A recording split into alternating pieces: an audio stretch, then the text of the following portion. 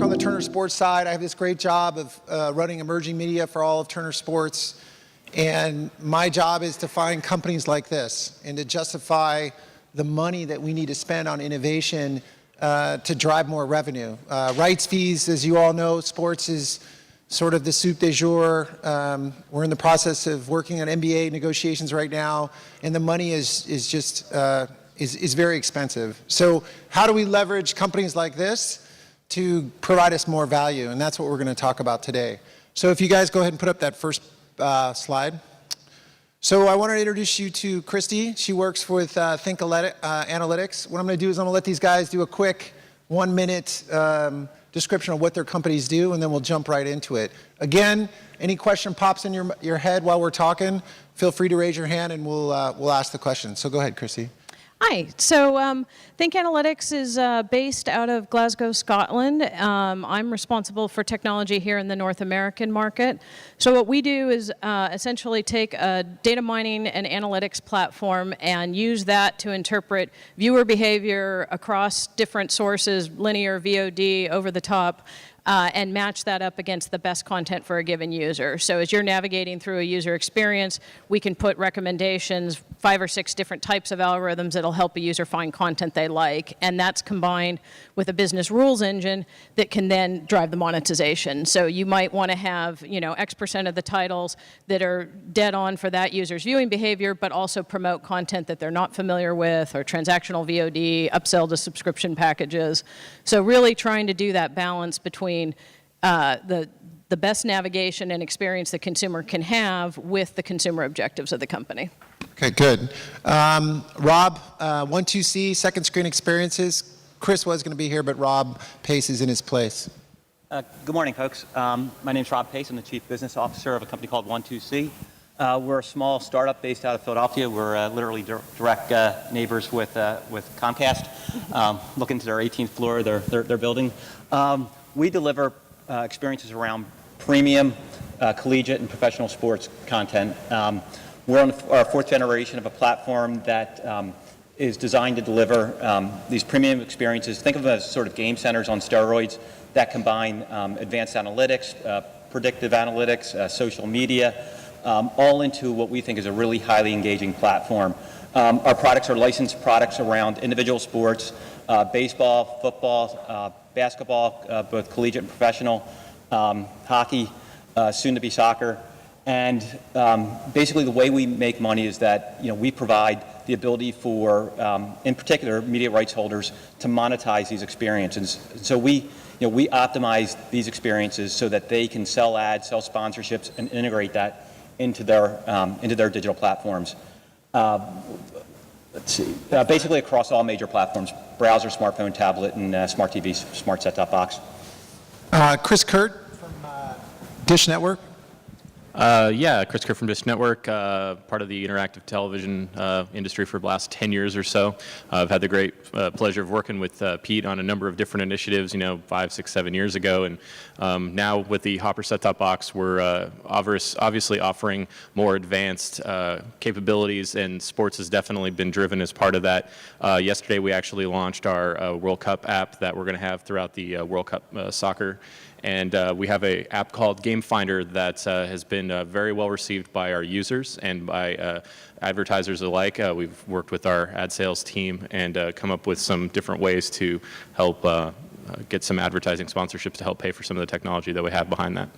Yeah, it's always interesting with sports and the MVPDs. I mean, we saw Comcast yesterday. It's such an integral part of basically getting our rights that we're paying. How we monetize it through the MVPDs is very important to us. Tomas from deltatre. Hi everyone.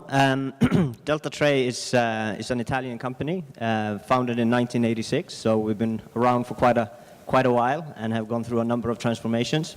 But we position ourselves as being the global leader in providing digital media services for major sporting events. We, for example, have over 100 people down in Brazil now, preparing for the World Cup and servicing the FIFA and the major broadcasters down there. We also we tend to work. We do a lot of work around the Olympics and other multi-sport events. and our clients tend to be the sports leagues and international sports federations, as well as the larger sports broadcasters. And Mike Folgner with SnappyTV. Hi, Mike Folgner from SnappyTV. SnappyTV is based here in San Francisco. It's about 4 years old, and we work with most of the leagues in all 4 broadcasters in the U.S., a lot of cable networks, for basically to enable you do your linear broadcast on television and your social broadcast to Twitter, Facebook, your mobile devices, your second screens. We enable rights holders to edit live content, distribute it everywhere it is, put it on YouTube, put it on Facebook, Twitter, and it's an entirely cloud-based workflow that's integrated directly into your CMS, your existing advertising. So we help you make more money during your broadcast with distributing content.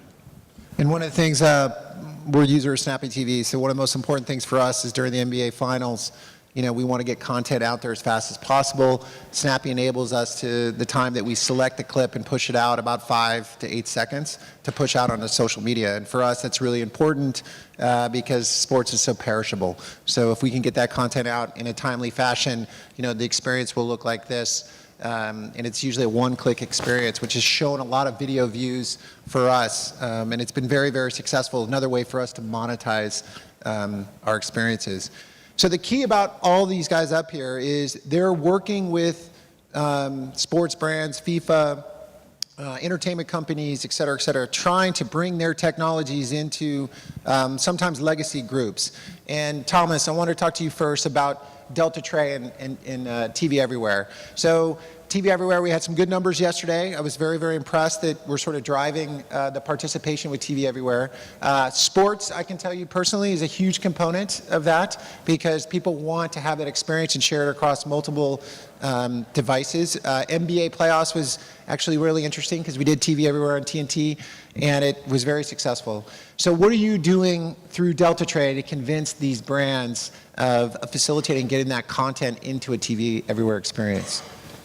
Yeah, it's a very interesting question because sport is very unique. It's one of the few properties where 99% of the value is live. It's also exclusive, and which means you can only, if you want to watch the Olympics, you can only watch them on NBC, or if the World Cup, you can only watch it on ESPN or Univision. And it attracts a lot of viewers. So if you look at the top 10 telecast last year, 9 out of the 10 were sports programming. And the only exception was the Oscars, who came in 7th place. So sports is very, very valuable, and television is the big revenue driver for sports. So there has been a natural tendency for the broadcasters to want to protect that. That's why traditionally they resisted to bring sports to the digital space because of fear of cannibalizing. However, now it's not as much a question of if, but it's a question of how. And the TV Everywhere model is a way to try to extend the traditional TV business model to the digital space. And it's very understandable that that's the case, but it's also very unique to North America because if you go outside North America, there isn't really the TV Everywhere concept available. And I think by trying to when you do the TV Everywhere concept, you run 2 risks basically. Whenever you limit choice, we saw this with the music industry and all of that, you open yourself up to piracy. We know, for example, that people, if they can't get what they want, they are willing to view it through illegal means. There's, that's just a fact. The other thing is a newer phenomena, which is a big concern in the sports industry, which is the question of fan acquisition, and particularly with the millennials. The millennials are the smartphone generation, the social generation, and they are very, very different from the previous generations. So it's a huge generational gap. Mobile is their first screen. It's not the television. They are more likely not to have cable than to have it. And what that creates is a problem of acquisition of fans. So for sports to maintain their rights fees and popularity, they need to tap into the new generations. So what by restricting choice, you basically open yourself up to potentially not renewing your fan base. And that is a major concern currently. Our clients, they address this in many different ways. One of our major clients, for example, offer two choices. So you can watch the match for free with ad support, but it's on a 5-minute delay. So that way, they provide an experience that is better than piracy. They also provide an experience that is accessible to the new generation and it's across all platforms. But they also have an upsell option which includes basically real time without advertising and with additional features. So for example, they have data overlays that are synchronized with the video, so you can get additional information, you can get lineups, you can get stats, you can get passing statistics, you can get social media and additional editorial content, related videos. So you can purchase that on a subscription basis. So with that basically allows them to tailor to the two generations and also ensure that they address piracy. So I think what's interesting is that you basically provide a platform that all these brands can use to basically deal with these changes, right? To be able to produce content for mobile, desktop, and potentially over the top. Rob, give me your elevator speech when you go into a regional sports network and you're trying to win their business, and they know they're looking for that bright, shiny object, and they're looking for their sales guys to get some extra revenue. What is the story that you tell by creating this wonderful experience with real-time data? What is that sell that you go in to basically convince them that, hey, give us the money and we'll help you actually generate more revenue? Well, our focus is really around premium, real-time, collegiate, and professional sports. I mean, that's where the money is, that's where the eyeballs are. Our customers to date have been principally media rights holders. And, when you look at the increases in media rights fees, I think there's an internal view that digital has to make up a lot of the slack there in finding ways to recoup those fees and drive that revenue. It's increasingly that our customers are looking for 360-degree solutions. So, I mean, we're across the browser, the smartphone, the tablet, and now the smart TV and smart set-top box. So we can bring them something that covers all these digital platforms, that covers all these major audience sports, and is optimized for advertising and sponsorship. So, they get to focus on what they do well, which is basically selling ads, selling new digital inventory. If we can create new digital inventory for them that is engaging and sticky, and we're able to, make that plug and play. We take care of all the technology concerns. We optimize it for what's important, advertising and sponsorship. That resonates. And then what we see is, the easy way to see whether we succeed is whether they can sell that inventory at a premium. If they can, they'll renew with us. They'll pick up additional seasons, and they'll pick up additional sports. So it's a pretty simple value proposition.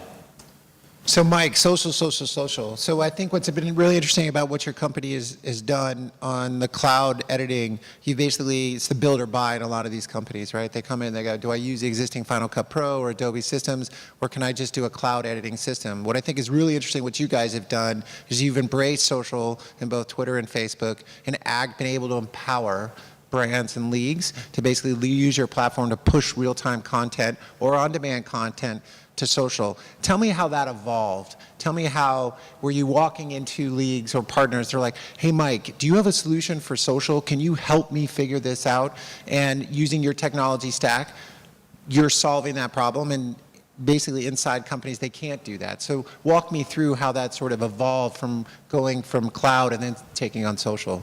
Well, prior to this, I used to run video at Yahoo, and actually the state of the art, 6 years ago, Twitter and Facebook weren't really a driving factor in terms of digital or social, or there wasn't social, right? Really the goal was to take down YouTube pirated clips and to get something up in time for Hulu 24 hours later. And so like everybody used desktop editing, the same thing they made a movie with or a show with, they use those same workflows for creating their digital content.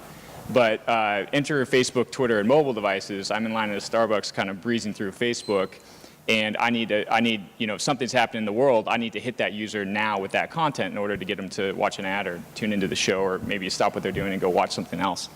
And that kind of, that need hit, 3 years ago with the rise of Facebook and Twitter. When landed on and scored the goal in the World Cup, and Akamai had problems with their data because of Twitter's spikes and Facebook's spikes, that kind of woke everybody up. Hey, there's this new distribution opportunity.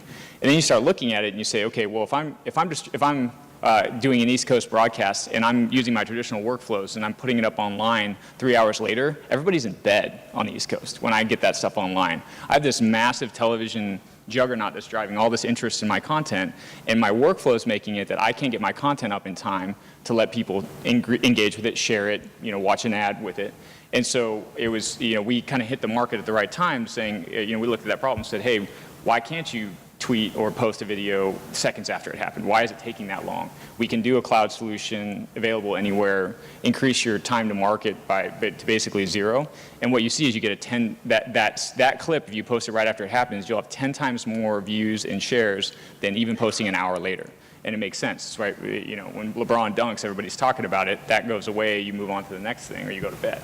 And so that's driven the market for us. We're fast, easy, content production for digital, and really social is driving that. Chris, on Dish Network, as we all know that sports is such a big component, right? Why people sign up. DirecTV gets 60% of their subs when they're doing NFL ticket during the fall. What is it that you have to do that you can leverage as you're paying big companies like me sub fees, and that hopefully you're going to get some money back out of that? You're creating interesting and wonderful interactive applications and sort of teaching, right? We're all teaching, changing social behavior, whether it's watching video on Facebook or it's from second screen experience. For you, how important is sports to Dish, and then how important do you get funding internally to say, I'm going to create a news app or I'm going to create a sports app, and what is the justification that you get the money for sports? Yeah, first and foremost, I think that, for us, the user is what kind of drives what we end up doing. And because, like you said, sports is such an important piece to that, we have, invested with, companies like ESPN, exactly, for an example, and right now we're I think the sole provider right now of SEC Network once that launches in August. And that's a relatively large push that our company has put out in the marketplace right now.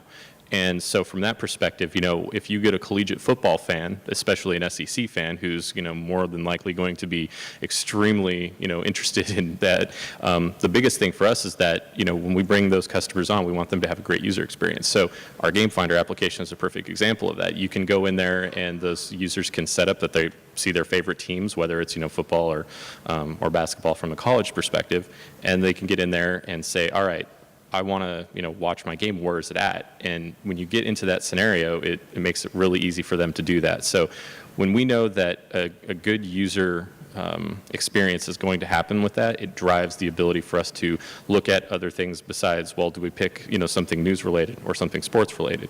From us, it just kind of depends on each scenario. But from what we've seen, the sports parts drive everything that we kind of do with it. So.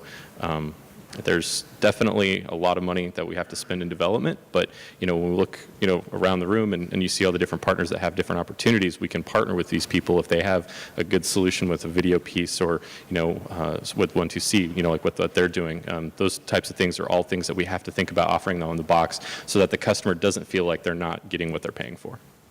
I think also one of the things, Christy, is we were talking backstage.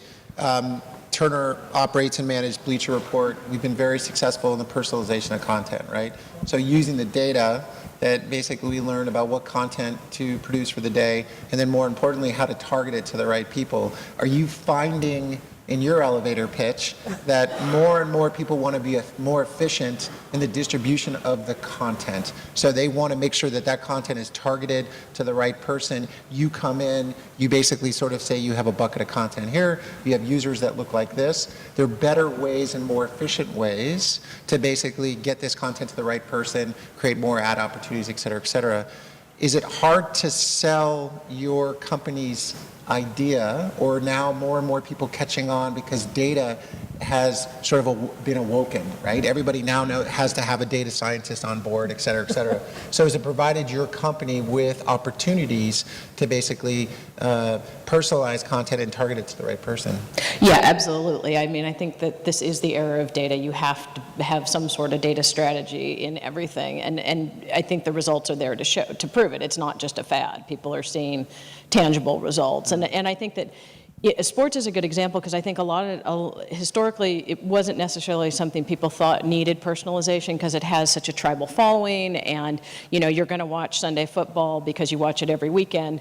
But what we find is that there's so much more being left on the table. There's so many sports people don't know about that are being broadcast at any time. They've got hundreds of things going on in their subscription that they don't even know about. And a couple of good examples are as the availability of content spreads, like one near and dear to your heart, when you had March Madness, Final Four was on Turner Properties and not on CBS. And so in addition to running promos and advertising and trying to educate people, recommendations within the user experience is a basically free way to help people understand that, and it's a much more tractable. You're right there at the impulse where they're wanting to watch something, and if you can show people not just where the content is, but the most relevant out of a tournament or something. Like I was talking with someone today about how the #1 search this week has been looking for the World Cup event, but not specifically any game. They're just looking for World Cup. So if out of all of the games that are going on, the matches, could you put up the one that's most relevant to me, I'm much more likely to click on that as opposed to paging through everything. I think that was interesting yesterday. Again, I have an X1 box at home, and they thought about the status bar, how simple and brilliant that is, right? You just turn your TV on, and it basically shows you the content that you might be interested in, like right there. Like, so you can go and click on it right immediately. And even I had trouble even just finding when the World Cup is going to start. Here I am in sports, and just knowing when the first game is, it was a difficult task to find that. Here's the largest event in the world, is going to start on Thursday. I'm sorry if other people knew that right away, but it just made it sort of, it just made it a little difficult. 2 p.m. Eastern on Thursday, actually, is the time. Who's the first game? It's Brazil for Croatia. There you go. See, your own. I know too much. I got my own, this is why we pay you guys to come up with all this great information. Can you guys share with me and the audience a story where you've come back post-campaign, deltatre, Dish Network, to the Justifying the Money? Can you guys share a story that basically, see, I told you so? So remember, you were kind of squirmish on spending the money and not doing this, and you were complaining about building or buying. What was that regional sports network, that third-party company that came to you and said, thank you? Like, the money justified my ability to sell more advertising, to get more views, et cetera, et cetera. If all, think about it, but if anybody wants to start. I was just going to say, kind of going off of what you said earlier about recommendational pieces. We've partnered with Thews, and I think that has been a huge success for us, and for them as well. And I think maybe give just in case people don't know what Thews is. Thews is a recommendation algorithm that's available. They have an iOS and an Android app, and we've included their data, which does predictability and then also in-game real-time. On the most exciting games. On the most exciting games. So going back to being able to find the most relevant game for the World Cup, it's a perfect example. It's something that we're utilizing inside of there. We basically use it in every single one of our sports deployment applications that we have, that with the exception of probably the Olympics. I mean, it will be very interesting to see how the World Cup goes, but the most recent example we had of a huge success was CBC for the Winter Olympics. They did everything across every platform, so they had a website, they had obviously huge television coverage, they had Android apps, iOS apps, Windows apps, and I think for the first time we we saw that digital not only is a revenue opportunity in its own right, but also that it's expected by the audience, and also it actually drives consumption across the board. So, for example, I mean, these are all public figures, but in a country of 35 million people with 50% smartphone penetration, 2.9 million Canadians downloaded and installed the Olympics app. That's a huge number, and out of a population of 35 million, they consumed 14 million hours of video online, either through the mobile apps or the website, and that, you know, the more people watch, the more money you make effectively, because every time somebody watches a video, you get an ad impression and you get a revenue from that. So I think that was a huge success story where we kind of beyond doubt confirmed that digital is viable and necessary for success.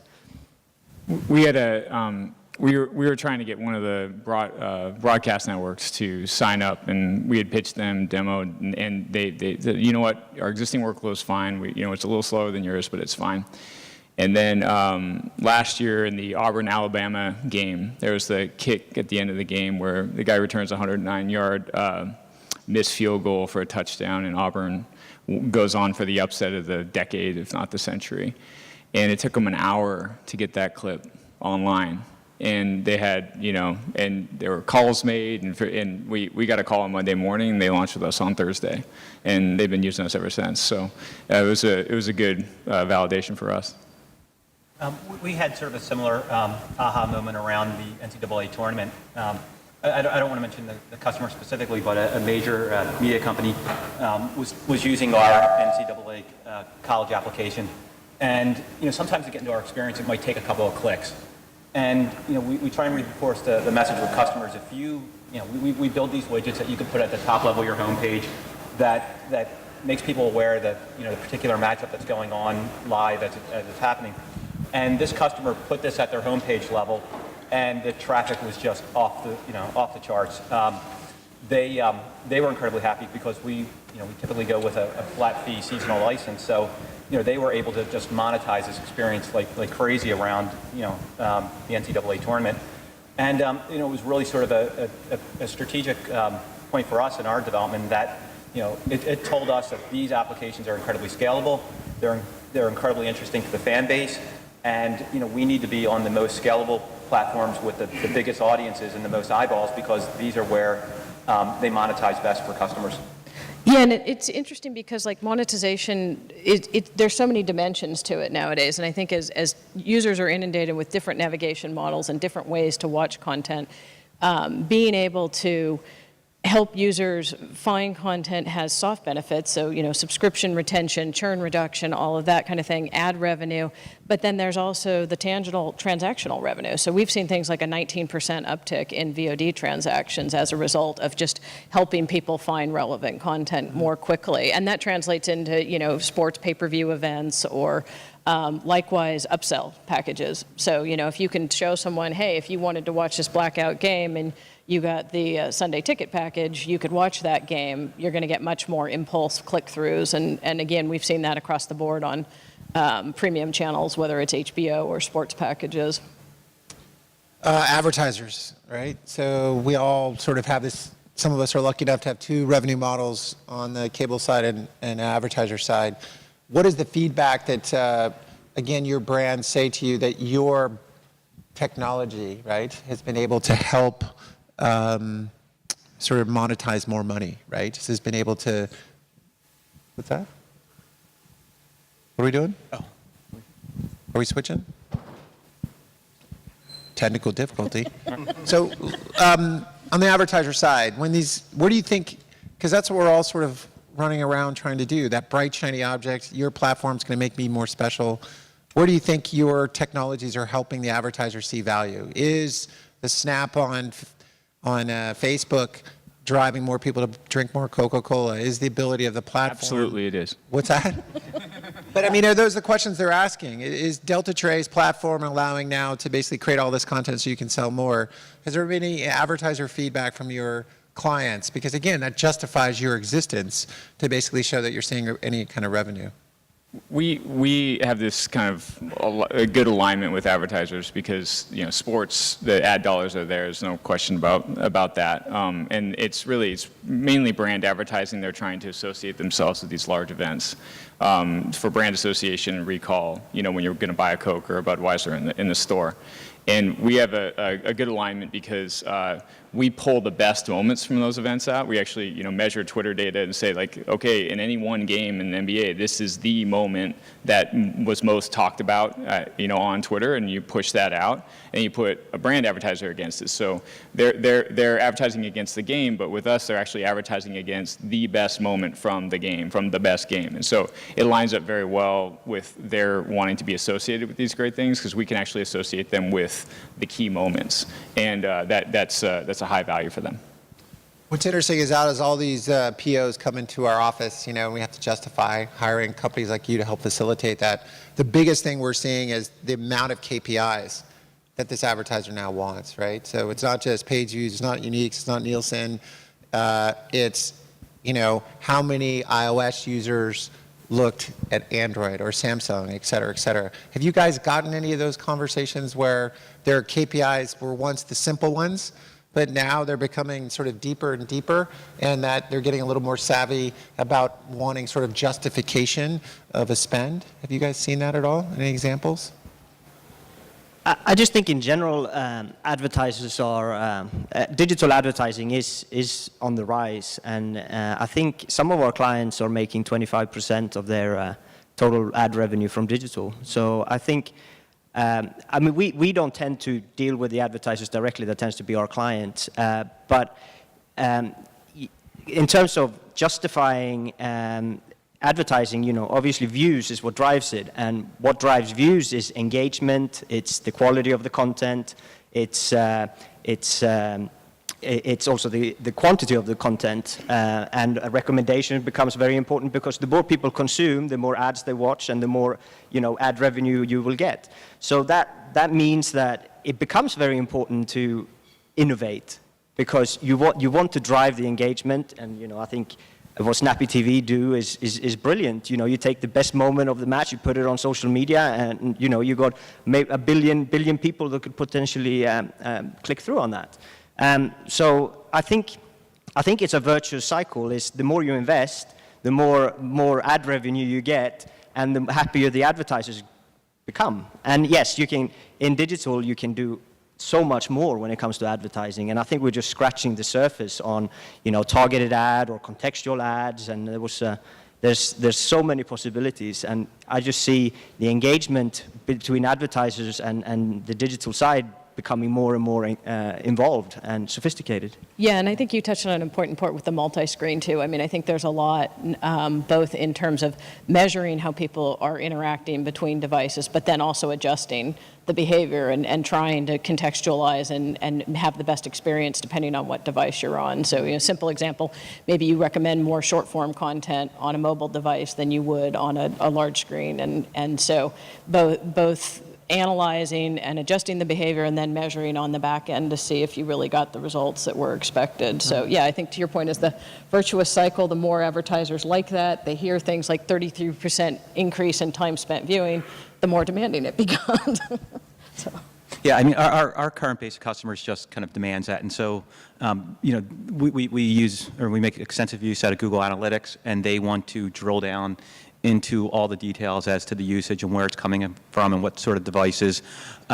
It's just, you know, it's part and parcel of what we do. One of the interesting things that we're seeing as we move across to some of these other platforms, smart TV, smart set-top boxes, where, you know, the customers are MVPDs and TV OEMs, and they're not traditionally used to dealing with advertisers and sponsors. And so they're looking to be led by us. And, you know, it's a really compelling new space when you can go to a major brand and say, you know, you can sit alongside this, you know, this premium content You can sit maybe in a gutter or a backward L as sort of the execution of the app that's flanking the real-time video, and you can sit alongside some of this premium content without necessarily buying into the linear broadcast. So it's sort of the wild, wild west, and it's evolving very rapidly, and I think we're going to see some really interesting things happening here in the next year with respect to major brands going into some of these OTT platforms. Chris, do you ever have to sit down with your Dish Network sales teams and basically write the PowerPoint deck or keynote and basically say, okay, this is how you sell the 2 minutes in every hour, and this is how you can justify the revenue? It's funny because I'm looking at Adam Lowy from our ad sales team in New York right now, sitting out in the audience, and he might be scowling at me. I'm not quite sure. But yeah, I mean, we have to work with those guys hand in hand. We know that they have a lot of repeat users that are repeat advertising clients that have come back and done a lot of advertising with us, and sometimes it is tied to a linear, the linear spots that we offer as part of our 2 minutes an hour that we may get. So we know that we have to have that as part of it, and the analytics that have to go with it. I mean, we have very specific viewer measurement tracking with inside of our applications that we provide our ad sales team to go out and make sure that they come back with, I haven't been a part of a lot of the conversations specifically with those clients, but I do know that we get a lot of comeback saying, what can we do the next time that'll make it even better? And we know that when we get a really good usage in applications, we definitely end up seeing some of these clients come back and again, and it's been very successful with that. Well, after every event we do with Pete, he calls me on Monday and says, "How do we do?" I'm like, well, what do you mean? what do you want to know?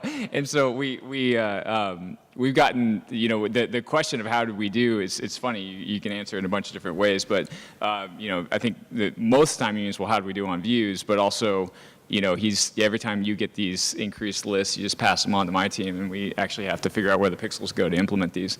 And so what we have seen is that that question we've spent a lot of time in the last year building into our back end of our product, reporting and analytics to answer that question of how do we do both for broadcasters as well as for advertisers, so we can generate reports on when this content got cut and you put it in YouTube, Facebook, Twitter, you put it on your website, you put it on your mobile device. Where did your audience come from? And what percentage-wise, where did it come from? And then which ones were more? What drove more engagement? Facebook versus Twitter. These types of things. So we can actually generate a report that answers that question, both for the rights holder as well as the advertiser. They can both say, okay, how did we do on this one? Well, here's what happened on these different platforms with this content, and hopefully over time that influences how you behave and where you put more focus on your distribution efforts in the future. I think what's interesting is that we're all trying to change behavior, right? We're all trying to, or adapt to the behavior that's existing. So all the eyeballs in social, we go to social, people are sitting down with 2 screens while they're watching TV. So we're trying to adapt to helping change behavior and then just go to where the behavior is being changed. The best thing about this conference is everybody in this room is an evangelizer, right? We all either are in our own companies, we're evangelizing new technologies. We come here to learn from each other. I think what I would like to hear from you guys is, how do you evangelize your brand, build or buy, when you're walking in? Because a lot of these guys got to justify their, I got to run back. I met this really cool guy at the TVOT conference. They got this great technology. It'll be really good. How much will it cost? What will it do? How do you help these people in the room make them successful in evangelizing these new behaviors that are being changed? How do you guys do that? What's the best way that you guys do that? It's actually something we come up against quite a lot with people. At the end of the day, the decision is whether they should build or buy. And I think it worked probably a few years ago. It did make sense to build because the landscape wasn't so complex. What we found now is, with all this change in user behavior, in production, in consumption, in devices, the landscape is now so complex and it's changing so quickly that our view is that you need to specialize. And you can't to build something today. Yes, it might be cheaper than buying from us now, but maintaining it and keeping it leading edge is getting more and more challenging. So so that's the argument we use. Is we have 400 people dedicated to a small set of products. They are constantly being regenerated for major events. So every 2 years, our products go through a major overhaul, because we got the World Cup and the Winter Olympics in one year, and then in the next 2 years we have the Summer Olympics and the European Football Championships. And these events drive innovation. So we can keep up with trends because our clients demand that, but also we can share the investment across a number of broadcasters, because the unique thing about sport is that it's exclusive. So you're not competing. So BBC in the UK does not compete with the NBC in the US, or CBC does not compete with NBC in Canada. So they don't really care about having the same product and solution in different markets because of the exclusivity. What they really like is the fact that they can amortize the cost and they can share the cost between them, and therefore driving down their costs and increasing their ROI, while getting the top level service. And it's very difficult to achieve that with internal development these days. Yeah, and I think that's where, especially when you're talking about changing behavior, any type of behavioral technology, benefiting from somebody who's working on 50 or 100 use cases brings so much more to the table. So like if you do something in-house with a build, you're going off of your own experience, your own use cases. If you work with a partner, they're seeing stuff across the world, best practices, and so you can benefit from that and then use things like business rules to differentiate if there is competitive. Like you say, a lot of times there's not, but even if you are competitive, you can still use business rules and your own secret sauce to take core technology and then adapt it versus having to build from the ground up. Yeah, we believe the experiences that we build are difficult to deliver. It's, when you're dealing with multiple sports, they have all different data sources, all in different formats.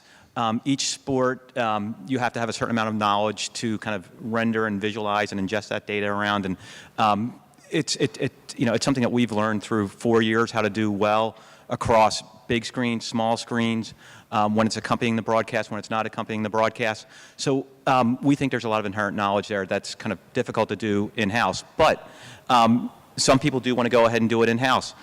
We think we kind of lower the barrier to entry, or the barrier to yes, by having a business model that is basically a seasonal license base. So take one product, take it for one season. If you like it, we could do more products, we could do multiple seasons. And so I think the business model that we have in place is, I think really kind of is, kind of supports our ability to get customers comfortable with what we're doing and to go forward. I mean, just to kind of go off of that, I mean, that's what, as a provider, as an MVPD, we have to do, is take those one step at a time. And, working one season at a time or one sport at a time in order to really make something, work. And so, we're completely reliant upon most of the people here to come up with innovations. Not that our own product team doesn't already do that, but that's kind of what we have to look at other folks for some of those pieces of development, because that's stuff that we cannot build in-house. Even though our sister company, EchoStar, builds our own set-top boxes and everything else, I mean, there's still a giant piece of them not knowing, I don't know how many of them are NFL football fans. So if you're going to build a fantasy football application for your set-top box, some of them may never have played the game, have no idea, nothing about it, but yet there could be somebody here who's doing something new with some kind of an algorithm to help you with predictability on fantasy football players. And you can go look at things like, the one-day fantasy football games and stuff like that, where you come up and find something and it really utilize it and come up with something new and different. You can only do that by coming to something like this to do that. So we're kind of reliant on it a little bit. I'm going to keep going, but are there any questions? We have about, less than 10 minutes. Anyone? Questions? I can't really see, so I'm sorry. Anyone? I'll just keep going then. So the commoditization of technology, it's wonderful, right? Good or bad. It's allowed you and other businesses to exist, right? So in the build and buy. Who's that guy? We'll start with you, Mike. who's that guy that you got to convince? Is it the head of engineering? Is it the head of marketing? Is it the head of sales, like you were talking with your friend from Dish? Yeah. Who's that guy that you got to go, I got to talk to that guy first? The life of a vendor, right? The life of a vendor, right. So we are lucky because we have a couple of paths in. We can have a sales path. So if you're doing a Twitter Amplify campaign and you're not getting your stuff online fast enough, we'll work with the sales team to fulfill that campaign. But typically it's more, we have to convince the head of technology, head of product to do it, or marketing and social. So those are typically the two people that we have to convince, and then we'll get a champion in one of those, and then an influencer, and then we'll kind of influence the other ones. But yeah, it's very much identifying the right people, getting them to understand it, doing demos and use cases. So it's a kind of sales 101. Thomas? I think it varies across the board because organizations are so different, and in some organizations engineering make digital decisions, in some it's the product team, in others it's the editorial team. So we just have to adapt to each individual organization and find the decision maker, whoever that is. But there's usually not a specific one that is always the CEO always helps. Yeah, it's always good to go to the top.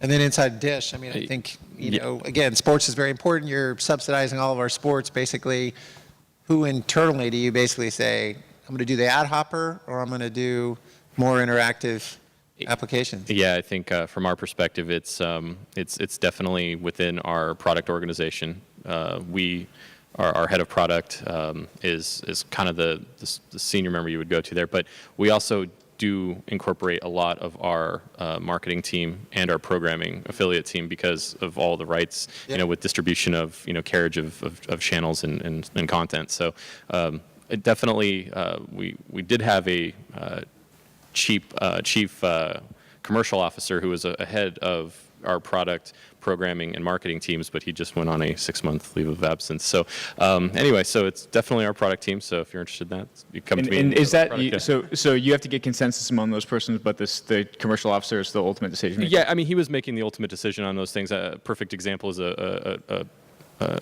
a mosaic that we did actually for the Winter Olympics, and his ultimate guidance is what kind of got us to be able to approve all of the funding that we needed to have in order to purchase equipment and go to the vendors for all the scheduling pieces we need and things like that. But ultimately, he was the guy at the end of the day.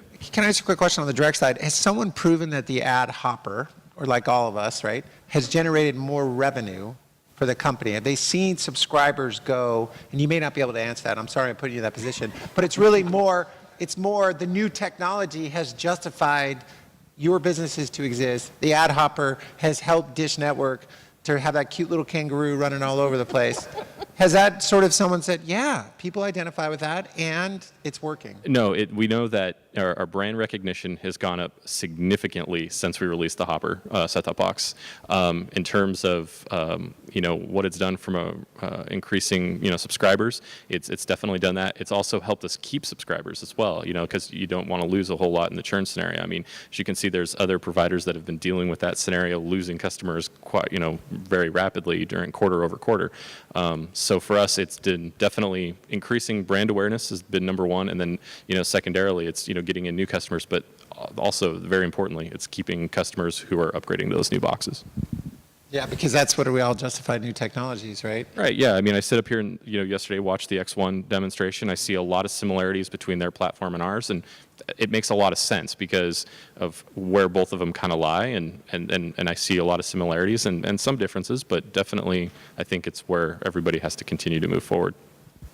So I'm going to end this by saying, what is the technology that you see in the future, right? So there's augmented reality, there's, more usage of data. What do you guys see as sort of that? I thought it was interesting yesterday with the Bluetooth. I thought that was a great idea. She basically was saying you can manage your Bluetooth connections, and wouldn't that be great to have a new app or whatever it may be, the Internet of Things. What do you think is is it beacons? What is that new technology that you guys go, I wish I could be in that business because I see that as potentially being something in the future that that I think is going to be successful. Do you guys see anything out there that just sort of triggers your head immediately that says, wow, I see something coming over the horizon? Is there anything you guys see? I like the connected home, like not from a media perspective as much, but from like, you know, I was out programming sprinklers this last weekend, and that is a pain in the, you know, the interface for that, and the fact that like you're out in the yard and you got to turn a sprinkler on, that sort of stuff. There should be an app for that, right?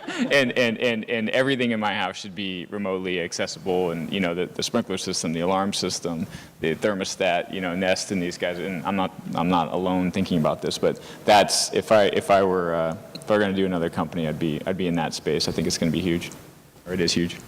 I'm not sure if you'd call it a technology, just more so as a trend. You know, for decades, the broadcast has been the broadcast, and there's been nothing personal about it. And so, as you bring OTT apps into the primary screen in the living room, and as you're able to incorporate personalization to that end user, I think that's going to be a pretty dramatic trend. I mean, just, you know, some low-hanging fruit includes things like social that's integrated around your broadcast, even things like fantasy sports integrated around your broadcast. So I think this notion that your broadcast, which has been pretty static for, you know, for decades, is going to be personalized towards that end user going forward. Yeah, the sort of mass media, or media to the masses. That's sort of that combination. Yeah, and I think that's, you know, I'm sort of navigation focused, but I think, you know, on the more near-term horizon, definitely fixing navigation. So not just the plain old how you navigate on the screen, but the whole package of how do you find content across the 90 different silos, you know, a decent user interface across multiple sources with good graphics, with voice control. I think that's really powerful. I mean, especially for living room environments.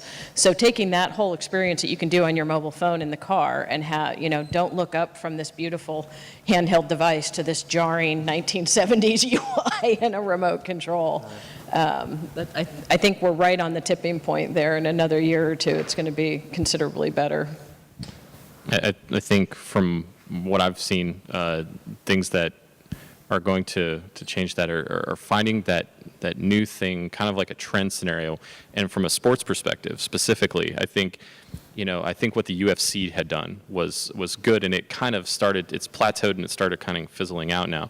But I think if we can figure out what the next big sporting thing will be, and how the technology goes around it, whether it's with social or, you know, other data pieces around it, and how we broadcast it, those things all tied together. Whoever can come up with that next big, whatever it is, sporting type event is probably going to be a big winner in terms of what we've got. All right, so we're going to wrap up. I really appreciate it. I hope you learned something. That was the key about this whole sort of discussion, is that you have really smart people who are out there knocking on people's doors. You guys are kind of sort of an audience of a mix of the people that have to hire these guys. You have to justify the cost. We're all looking for KPIs to drive innovation. That's why we come to conferences like this. So I really hope this was helpful. You know, talk to these guys after, because they're good at what they do. And again, I think the more we sort of can look at technology and innovation, I think we're all going to be successful. So thanks for coming. I really appreciate it, and enjoy the rest of the conference. Thank you.